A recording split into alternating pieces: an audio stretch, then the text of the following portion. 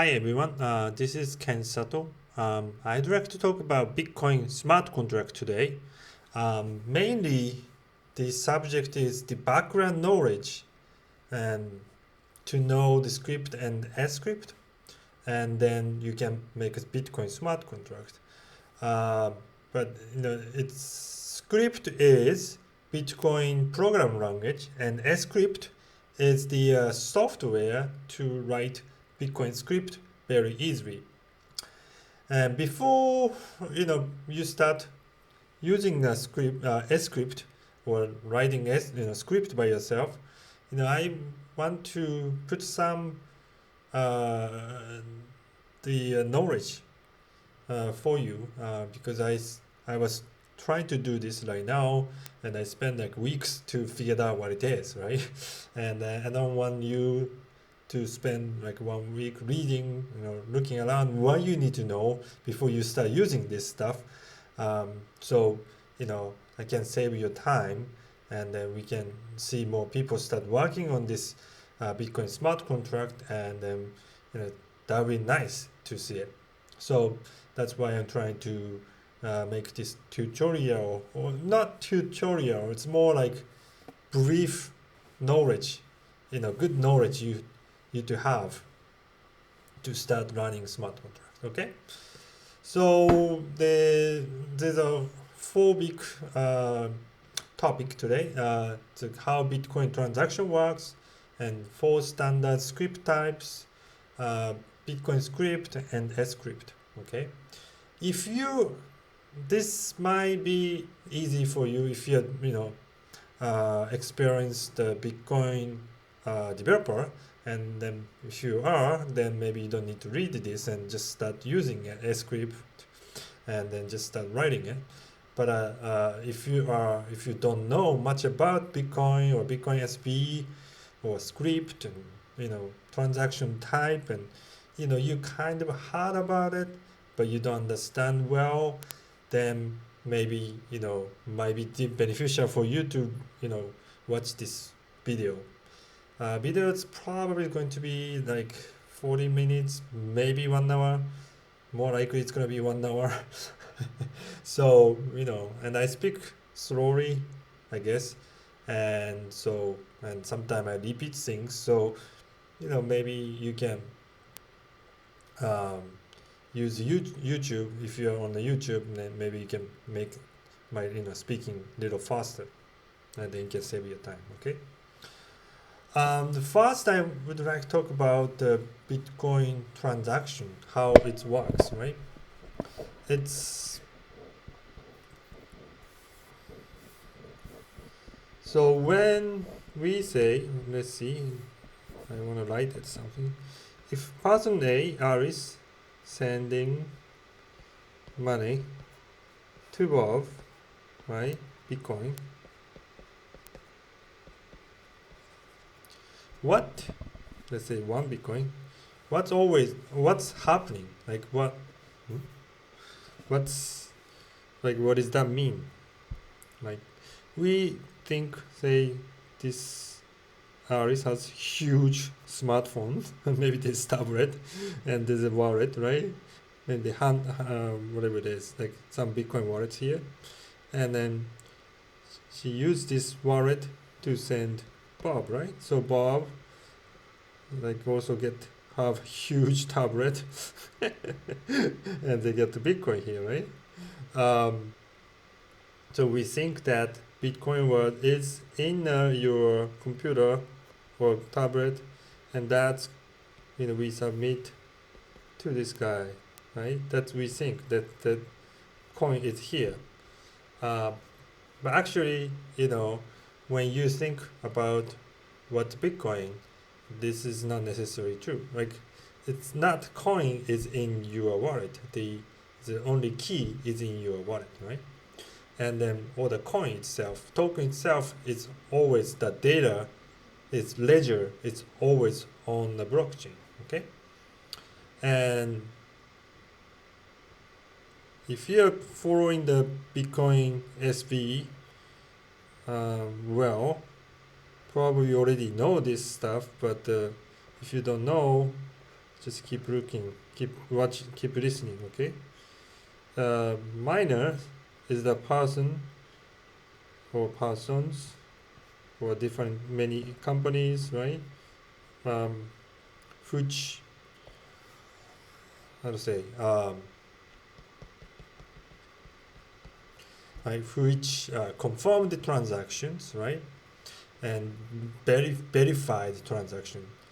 If A only have a 10 Bitcoin only, that's a lot of Bitcoin. Let's say if this is BTC, whatever it is, uh, Aris cannot send 100 BTC, right? Right. So these people kind of, not kind of, like these people miners are, verifying it, if this person really has or not, right? And then the reality, well, it's not, I don't know if that's reality or not, but basically all the data of the tokens are held by miners computers here, and they have the same kind of copies here, right? Okay, so basically when you sending Bitcoin, actually you just connect to the miner and make miner verify it, and then when at the time, Bob, so basically, let's see, hold on. When Alice sent money to Bob, right? Basically, the A's computer here, right? There's a key, and then basically Alice just go here and then change the lock of their coins, basically. Then later time, if Bob access there, like when Bob going to send, right, to other person, right, he can access with his key, right, his key, and send it, to the ownership, change the ownership of the coin, basically. If this is not necessary, not necessarily correct way to explain things, or like it's just mental image, I think.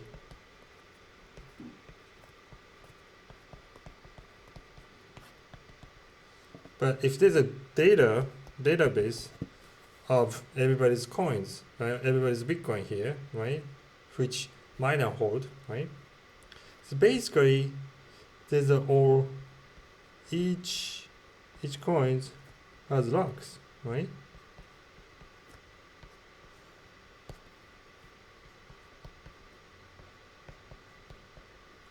So if Alice owns this one, only Alice's key can open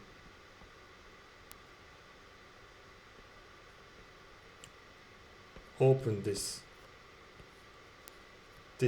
door, I guess, to use this, right? So when Alice want to send the coin to Bob, right, what's happened is, so Alice, she opened up this lock, right, with this key, right? So we unlock it, right? So she can spend, she can, change the ownership with anybody. So when you change the ownership, she make new lock, right, with Bob's key.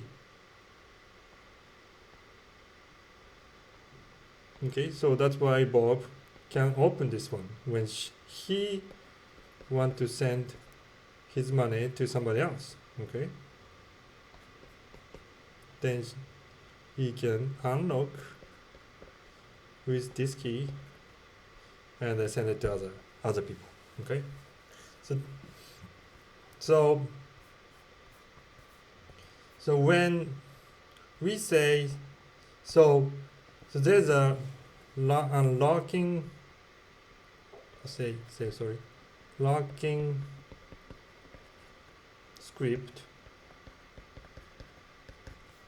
and unlocking script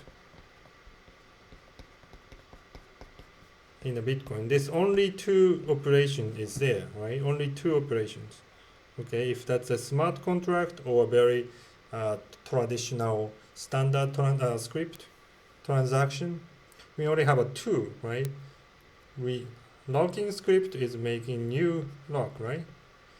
You program how to lock this, right? And the unlocking script is how to unlock this key, this lock with in a key. Okay. So basically we have a lock and then key part, unlock. There's only two things in the Bitcoin. And there's a standard script, for standard script, and also non-standard script exists. But basically, something we are doing is all just transaction. We're sending money to other with different condition of lock, right? And different way to use the key. That's all. And the smart contract means basically we just do more complicated things, more complex locking mechanism or unlocking mechanism. That's all we do, right? So let's see.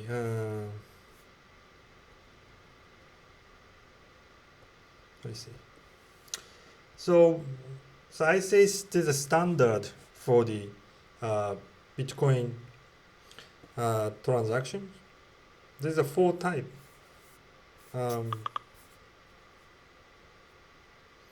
There's a P2PK. Okay. This is first one, number one. This is simplest one. Pay to public key. Okay. Basically, this is very simple things. Very simple transaction with using public key. Public key is made from a private key, right? But usually you don't see that much. This is like how we make the public key. Let's see. This is a public example of private key. Okay. And above that is the private key, example of private key. If you have this private key, you can basically still, if you have it, you can use that.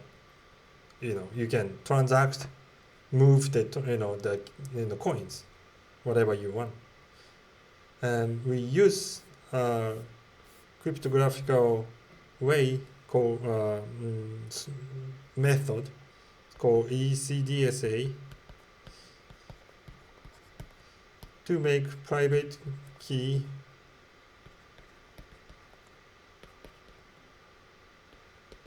and private key, public key. Okay, and there's a really complicated story and stuff. This I don't really need to talk about it today in this tutorial, I think. And second transaction is P2PKH. This is like most widely used transaction type. It's called pay to public key hash. It's almost same as first one, but a little different. And what is the public key hash? Public key hash is Bitcoin address.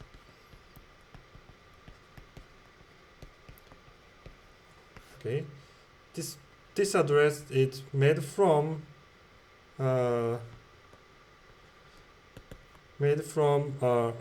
public key.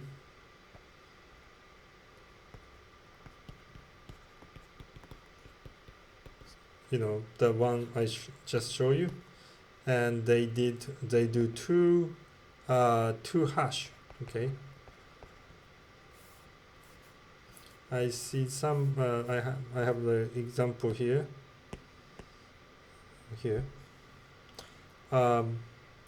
So you get the random number, which is this private key. You got the private key. This is your real key. It's a If you have this, if you give this somebody else, they can easily they can steal your money, right? Your Bitcoin, and then from that you make in public key, this one, okay, and the Bitcoin address is used, made it from this public key. They do the SHA 256 and this Lipen M. I don't know how to pronounce this one, but Lipen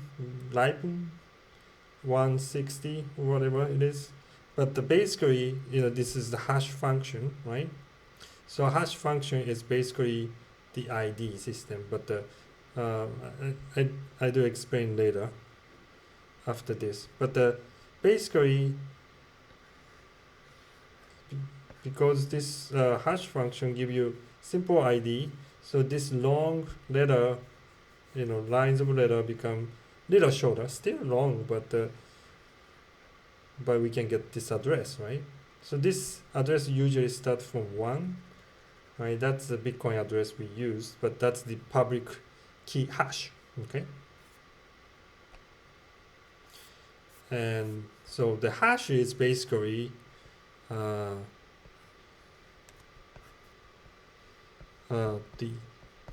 give you the digital ID, I say, right? Hash. Well, this is original. Let's see. If this is my picture, right? And if you do SHA, whatever it is, when I say just hash, if you do hash function, they give you like this, 3 1 A B 4 5 6 7, whatever it is, right? Usually they give you like a number and letters, like very long, but this is very unique number. So if somebody, right, say manipulate these pictures, right, if somebody put the I'm gonna Photoshop and then put the apple here. So Ken eating apple now, but this is not original, right? So if they do that, and if you do hash one more time for this, manipulated picture, then they completely give you, say, 2 5 6 CD, whatever it is, right? I don't know what it's gonna be, but it's gonna be completely different number. So like maybe picture is easy to figure out, right? Somebody change it, right? But if that's like you have a contract or something, right? Maybe like 100-page long contract, you have, okay, and this has 100-page, right? This is what PDF document, whatever it is, right? Very long, and then if somebody change the one word A to B, inside, okay,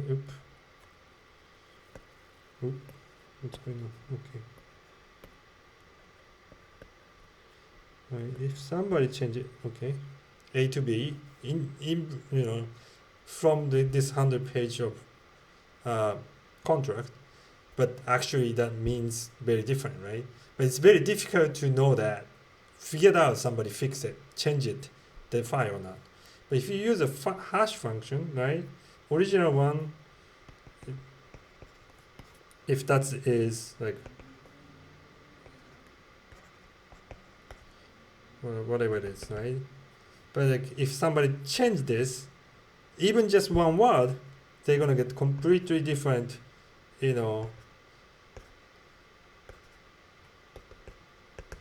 ID, okay? Because this is ID. Because digitally, just even one letter different is completely different things, right? So this hash functions used for make sure data is not manipulated, right? Without, without telling other people or something like that. So Bitcoin use this hash function many places and trying to make sure people can't uh, change your balance of Bitcoin or your address or your keys and everything, right? So let's see. Let's go back to that. So in order to make say Bitcoin address, we use the hash function. Okay. So even so, if reason why I think there's not just using public key, but the Bitcoin address is that if ECDSA, it's very secure, but if someday somebody figured out how to break these things, right? If you show this in the public key, maybe they can find out public key, right, from it. But if you only showing the Bitcoin address, they have to break two type of hash function, right? Because there's a 2 times hash function. They doing 2 times to get this address, so it's very difficult to break it. So I think that's the reason, not just the making address shorter. Okay. So that's the second one, right? The P2P. So you got P2 PK, pay to public key, P2PKH, right? Pay to public key hash. All right. This third one is P2S MS. Sorry, P2MS. Okay. This is pay to Maruti Sig. Okay, this basically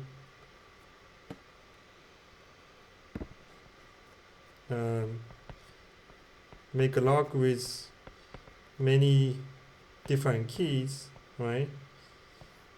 And we can make a lock. So you have to have this 3 key. If you set it 3, right? You can make 5 or 10, whatever it is. But with public key, private key, and you have to have all this key to open this lock, something like that. They use that way. And the fourth one is P2SH, pay to sCrypt hash.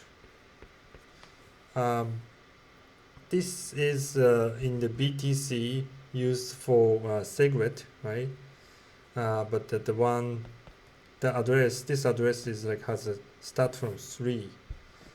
In the Bitcoin SB world, we don't use this because there's a vulnerabilities for P2SH, so we don't use it. So we don't need to explain too much about it.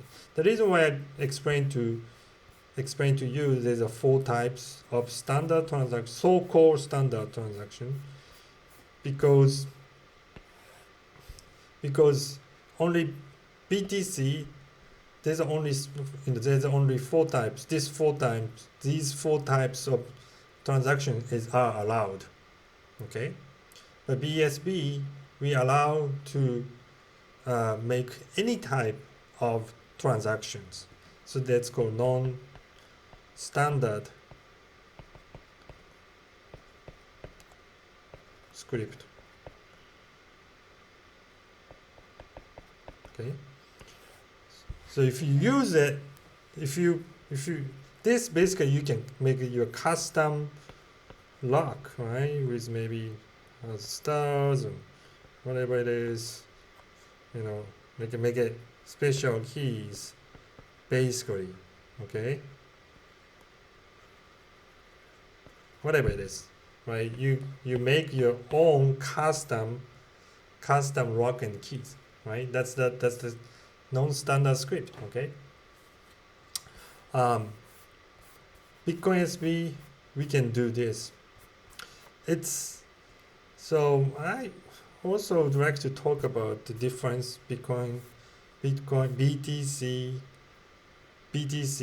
and Bitcoin SB, okay?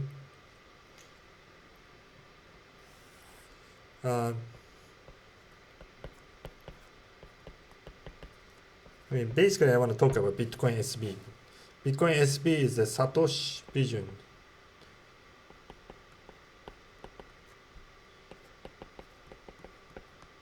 Satoshi, of course, is the person who made Bitcoin, right? So originally, this is a very interesting story, but originally, Bitcoin, okay, allows non-standard script. But when after Satoshi left from the Bitcoin development, the developers and the core developers uh, decided, developers, bunch of developers who got the, you know, who keep doing the development of Bitcoin, decided to say, trying to not allow this non-standard script, because I guess one reason is people didn't really know what it is, right? They didn't know well, and they kind of feel like, I don't know, maybe people start doing weird things, and maybe people are going to lose money or whatever it is. So they decided to not make people use this one, right? Unless you are a miner or something, you send the money transaction to miner directory. Nobody can use this non-standard script at the BTC. But Bitcoin SB, it's a Satoshi vision. It's like our intention is make it Bitcoin, like make it to like original vision of Bitcoin. Okay. So that's why we allow the non-standard script, and then as like Satoshi envisions, right? We never tried the real potential, Bitcoin, because these are artificial limits enforced after Satoshi left Bitcoin, and then we don't know what Bitcoin's capable to do, and we want to try and see it, right? So that's why we don't have standard, non-standard script. Okay, we basically allows all kind of transactions, right? If you can programs. And also Bitcoin SB, we have a no block size limit. Okay, I'm sure you know this story, but I want to talk about a little bit about this. Like a BTC,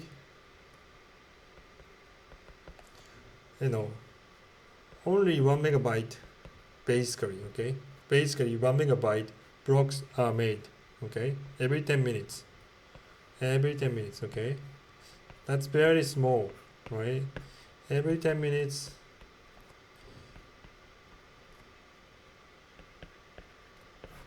Only 1 MB information can write on the blockchain. That's about like 3,000 transactions, right? Per 10 minutes, okay? That's really, really small. Like, so the problem was when early days, right?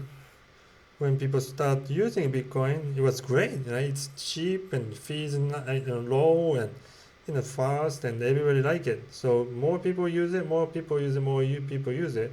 More people use it in 10 minutes, right? Every 10 minutes, and the block size become bigger and bigger, right? That's the size of the block size. And in some point, it hit 1 MB limit, okay? Okay. And after that, just go to flat, right? Because there's a limit, okay? You cannot make it bigger. So what's happened was the fee when go up, way up, and become slow to conform. Like one time, I think it's around, I don't remember when, but a few years ago, when Bitcoin, almost hit $20,000, right?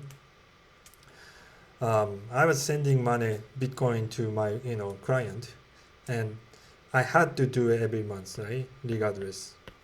So I send it to my client with $30 fee, okay?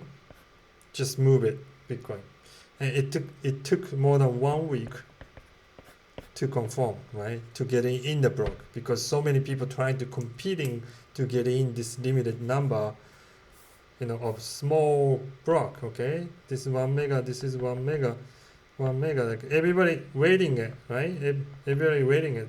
There's a lot of transactions waiting it, and you have to compete to get in here, right? So fee is high, and that's why it's so slow. Okay, so we had a huge debate, okay, in the Bitcoin community, and one side decided to just basically stay same size, okay, and the other side, like Bitcoin SB side, decided to not have this artificial limit, okay. This limit was from beginning, but Satoshi wrote it that this is just the just beginning for like a spam control, right? In the beginning of Bitcoin, there's a no price, right? Now it's expensive, but before beginning, it's just this is zero price basically. Nobody pay to buy Bitcoin or anything. So it was easy to just get a bunch of Bitcoin and then spam the spam the network, right?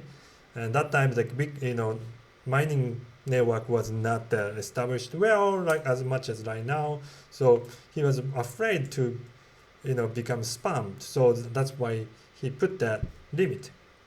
But Satoshi also mentioned that in a mailing list many times. Well, I guess few times that that this limit should block size should be bigger, right? It's gonna be bigger. It should be bigger, right? And then miner should be not just home computer, right? It's gonna be the mining at the data center, with like big companies doing this kind of things. So that's why Bitcoin SB, we want to make a block size bigger, right? So BTC only have a 1 megabytes, but for us, we don't have a limit anymore, right? Upper limit, right? Upper bound limit, we don't have it. And so far at the mainnet, we made 300 megabytes, about 300 megabytes, right? That's 300 times bigger, right? In the mainnet, okay, all right. And also our testnet, basically same software, right? We also almost get 1 gigabyte block. Okay, so it's mean 1,000 times bigger than these guys. Okay, right? 1 giga mean about 1,000 megabyte, right? So it's mean like we can do BSB. At least we can do 3 million, I guess, 3 million transaction every 10 minutes, okay? And this is just the line now, right? Of course, it's going to be even more. It's going to be, soon. But, we only have a 300 megabytes as a record right now because not enough people using it. Like, more people have to use to get huge, blocks. So we don't have that yet. But as a capability, we can do huge block, okay? Bitcoin SB. That's why. So the block size is going to stay big, right? If more transactions comes, then fee at BSB, okay, go to BTC. This is BTC. This is BSB. Fee can stay very low, okay, very low, okay. It's gonna be even cheaper, okay, and it's gonna be really fast, okay.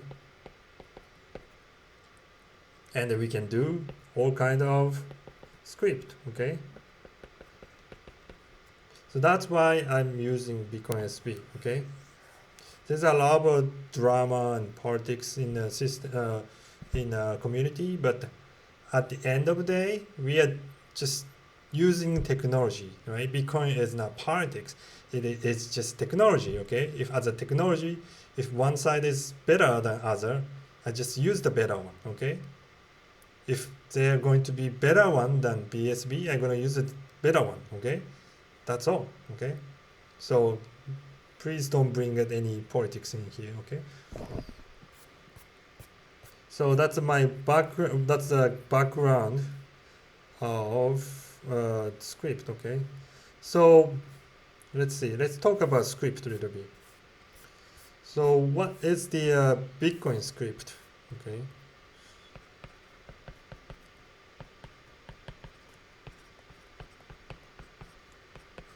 right? Bitcoin script is like Bitcoin programming language, okay?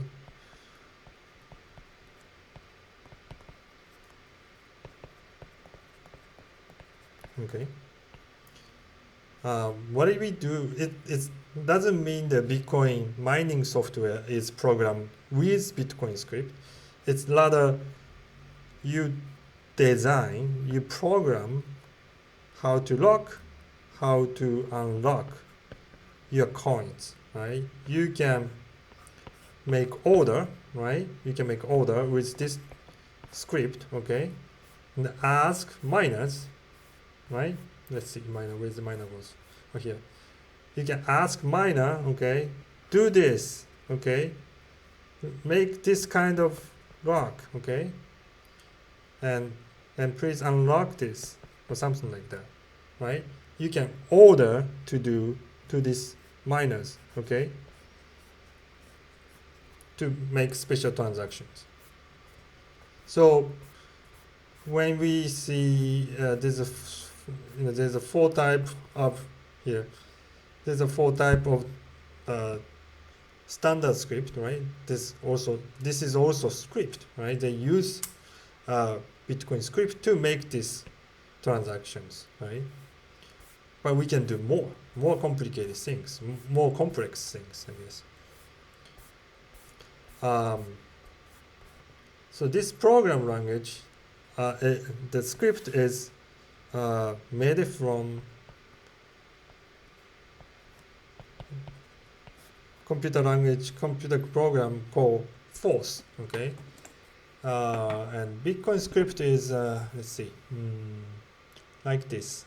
Let's see, let me show you what looks like. It looks like a little crazy to you, but here.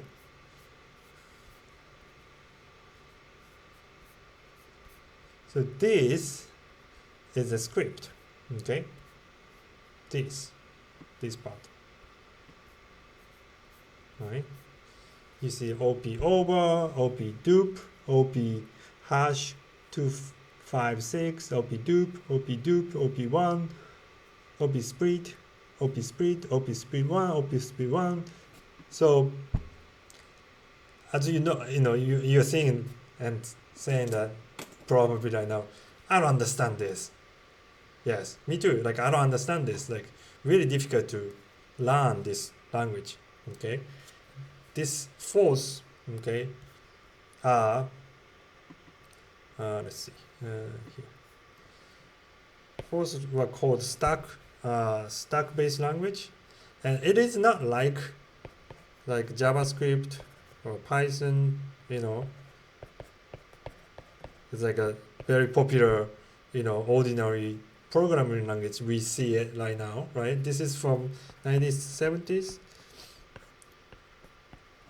So, but so not many people understand how to use it, and very difficult to understand, right?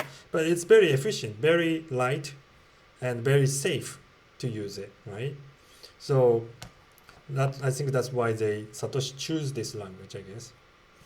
So because you don't want to learn this and you don't want to read, you don't want to write by yourself, right? I don't want to do it myself. Like, maybe one line, maybe I can make it, but this many, like I don't want to do that, right? So that's why there's a tool called sCrypt, right? So sCrypt is a Bitcoin script compiler, right? So software basically. So basically allow you to, write JavaScript like, right? Let's see. Sorry. Let's see. Less small s, I guess. Okay. This basically allow you to write, script with JavaScript-like language. Okay. And then they help you to compile to script. Bitcoin script, okay. Right. So that's why you don't need to necessarily learn this complicated language. Just learn very simple JavaScript-like language to make a contract, smart contract. And I'm not going to talk about how to use it today. And that's going to be separate video. This is just make you understand what it is and what is background. So please, I'm gonna put the link to the bottom. So you see that you can read it. You can take a look. And later day we're gonna make another like a demonstration or how to use type of video. How to use a script kind of video. Okay. But this is basically the extension of Visual Studio Code, right? This is like an editor. Visual Studio Code is a very popular programming editor, right? Microsoft has, and then you can put this extension. That's it. You can just install from this one. Usually this you just write this stuff. Here you can come and then you just put sCrypt.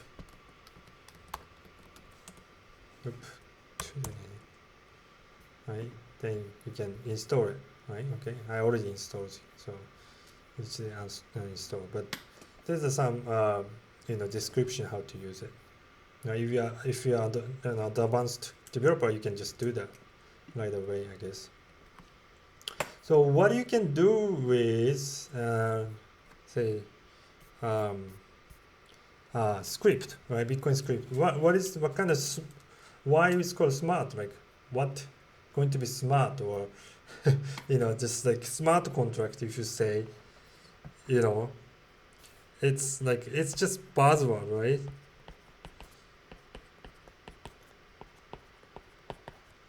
Okay, so what does that mean, right? That's like what's smart about it, right?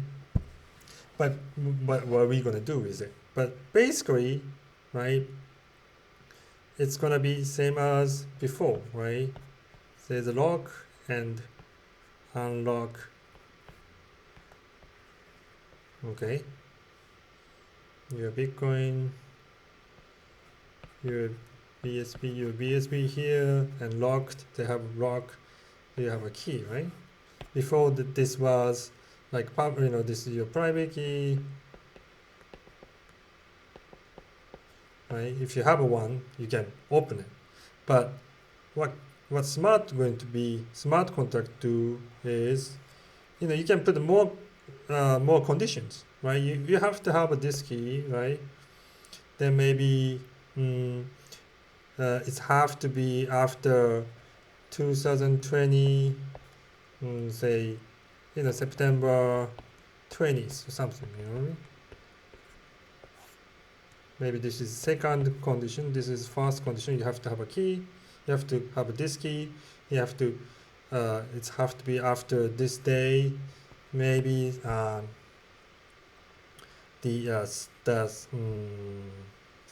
if the tornado hit your town or something like.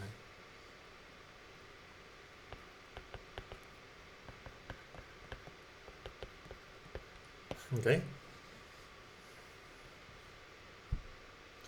So basically, you can put more condition for this lock. That's smart about it, right? And you can even put outside data as a condition to open up this lock. Okay, that's smart about it. So, so Oracle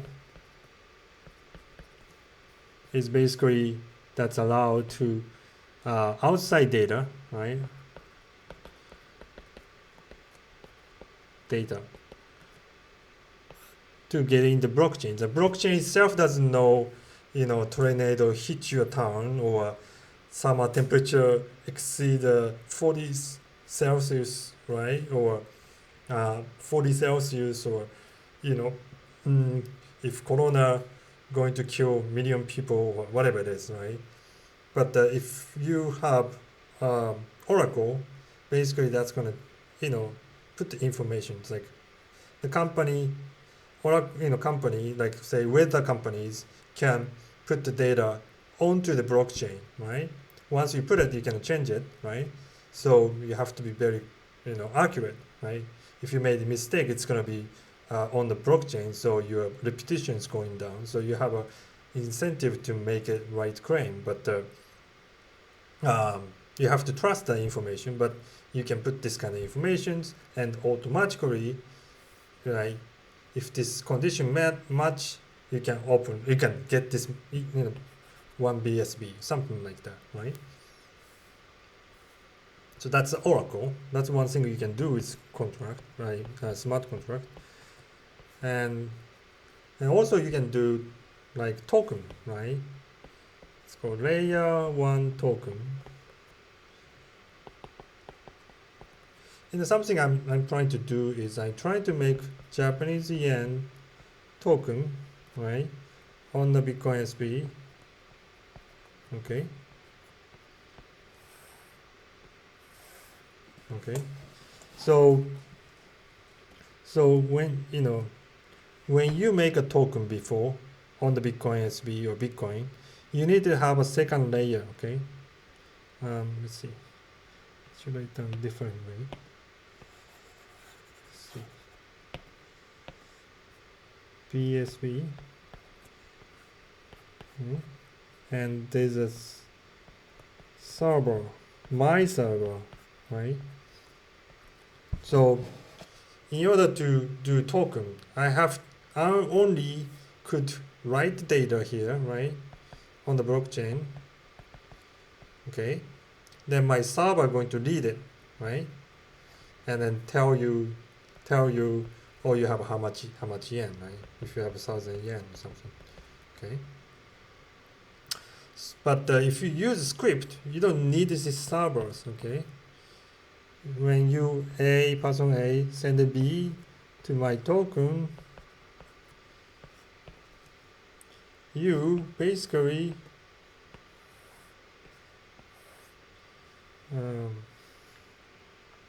you unlock, right? Unlock this coin and then give it to new lock with person B, right? But something we couldn't do before, well, is that when second person send money to third person, right? We couldn't enforce this token rule, like locking way. Like when you open it, you can do whatever you want. Like you can do anything, right? Before, but now you can, in order to now we can specify the condition to open this. When you have to lock this way, new way. So like you can kind of enforce the rule, same rule, to another person, right? So the rule, same rule, just go. Same rule can be enforced through the network, right? So that was the really big breakthrough, and then really recently be able to do. Company called Anychain has a patent for this, and this is actually really cool things. So it's just not just one time, specific rule. You can make a rule lock, right, and unlocking system, but you can enforce the rule through people. That's why the n token can be always n token, and you have to follow certain rule to transact this token, right? So that's why we don't need this server, but this Bitcoin SB miners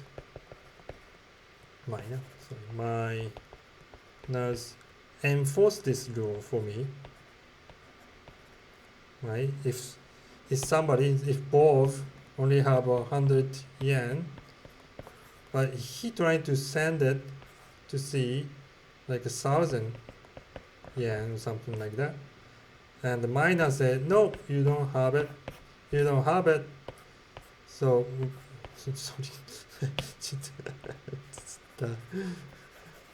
If he trying to send 1,000 yen, right, or something, miner gonna say, hey, nope, this is not valid. You only have 100, so you cannot send 1,000 to C.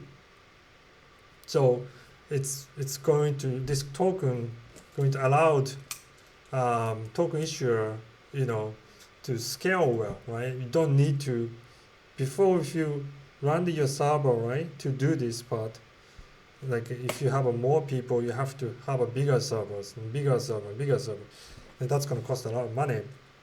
So this script going to allow to do these kind of things. I'm also learning this, and I was, barely learning quick, recently, and I might make some mistake, but please, please, if you figured out any mistake or suggestion, let me know. But we are going to make more videos about how to use sCrypt to write Bitcoin smart contract on Bitcoin SB in the future. So stay tuned and see you later. Bye.